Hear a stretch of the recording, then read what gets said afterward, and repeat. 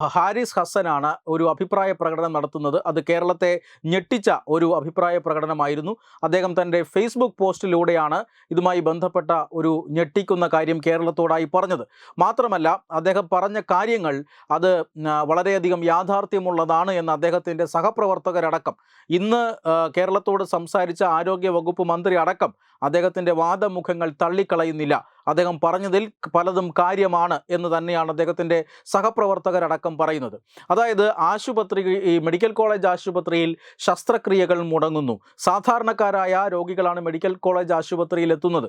അതായത് ഈ സംസ്ഥാനത്തെ സ്വകാര്യ ആശുപത്രികളിൽ പോയി പണം ചെലവഴിച്ച് ചികിത്സ നടത്താൻ കഴിയാത്ത ആളുകളാണ് മെഡിക്കൽ കോളേജ് ആശുപത്രികളിലേക്ക് എത്തുന്നത്. മെഡിക്കൽ കോളേജ് ആശുപത്രികളിലേക്ക് എത്തുന്ന ഭൂരിഭാഗം രോഗികളും അതീവ സങ്കീർണമായ രോഗാവസ്ഥയിലൂടെ കടന്നു പോകുന്നവരായിരിക്കും. അതായത് താഴെത്തട്ടിലുള്ള ആശുപത്രികളിലൊക്കെ ചികിത്സ നടത്തി ഒരു ഉന്നതമായ ചികിത്സ വേണം എന്നൊരു ഘട്ടത്തിൽ നിൽക്കുന്ന രോഗികളായിരിക്കും. ശസ്ത്രക്രിയ പലർക്കും നിശ്ചയിക്കപ്പെടുന്നത് അതിൻ്റെ ഒരു അവസാനഘട്ട ചികിത്സ എന്ന നിലയിൽ കൂടിയായിരിക്കും. അങ്ങനെയുള്ള ശസ്ത്രക്രിയകളടക്കം മുടങ്ങുന്നത് രോഗിയുടെ ജീവന് തന്നെ ഭീഷണി സൃഷ്ടിച്ചേക്കാം എന്ന സാഹചര്യം നമുക്കെല്ലാവർക്കും തന്നെ അറിയാം. ഇങ്ങനെ നിരവധി ശസ്ത്രക്രിയകൾ മുടങ്ങുകയാണ്.